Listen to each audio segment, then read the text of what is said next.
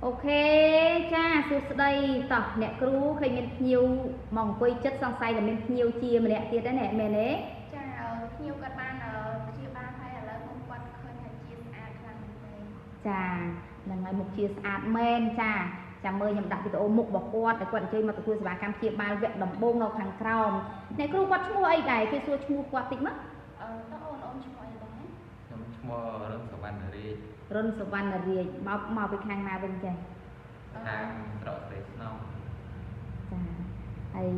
អ្នកគ្រូសួរគាត់មើលតែតិនជាមួយនឹងបញ្ហាមុខមុនធ្វើមានអីប៉ះពាល់ជាមួយនឹងអារម្មណ៍របស់គាត់ដែរ trong trong là trai xung xuôi thì nó có bị ô ca trong bị mồm trong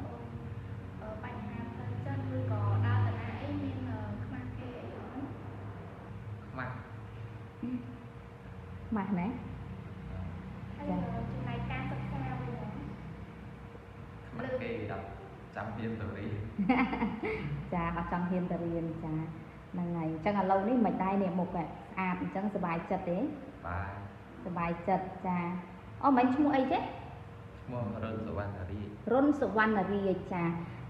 ហ្នឹងហើយឥឡូវឃើញថាមុខរបស់គាត់ឡើងជាស្អាតអ្នកគ្រូមុខរបស់គាត់ពីមុនមកមុនខ្លាំងមែនទេ chà môn khăn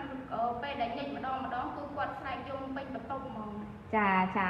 ហើយប៉ាចាំឲ្យកម្លាំងចិត្តរហូតណា ចាប៉ាគាត់គឺអង្គុយនៅចុងជើងគាត់រហូត ចាចាហើយខាងខ្ញុំវិញក៏សប្បាយចិត្តដែរពេលដែលអតិថិជនរបស់ខ្ញុំជាស្អាតចឹងគឺសប្បាយចិត្តខ្លាំងមែនទែនតែម្ដងណាហ្នឹងហើយហើយមានអីផ្ដាំផ្ញើដល់បងប្អូនអ្នកដែលថាមានបញ្ហាមុខមុនដូចជារូបបងអូនផ្ទាល់មានអីផ្ដាំផ្ញើទៅដល់អ្នកដែលមានបញ្ហាមុខមុនឲ្យគាត់មកទទួលសេវាកម្មជាបាលដែរអត់ អញ្ចឹងសម្រាប់បងប្អូនណាដែលមានបញ្ហាមុខមុនមិនថាមុនតូចមុនធំមុនកើតយូរខែយូរឆ្នាំអញ្ចឹងគាត់អាចមកព្យាបាលនៅជាមួយមុខម៉ាស្សាមុខបានដែលជាដំណើររបស់ក្រុមហ៊ុនត្រីក្រហមប្រចាំសាខាខេត្តសៀមរាបនិងសាខាខេត្តកញ្ចេះដែលបងប្អូនព្យាបាលតែមួយកញ្ចប់នេះទេធានាថាមុខបងប្អូននឹងជាស្អាត 100% ដោយមុខបងប្អូនបានអញ្ចឹង ចាជាពិតប្រកបមែនទេអូន ម៉េ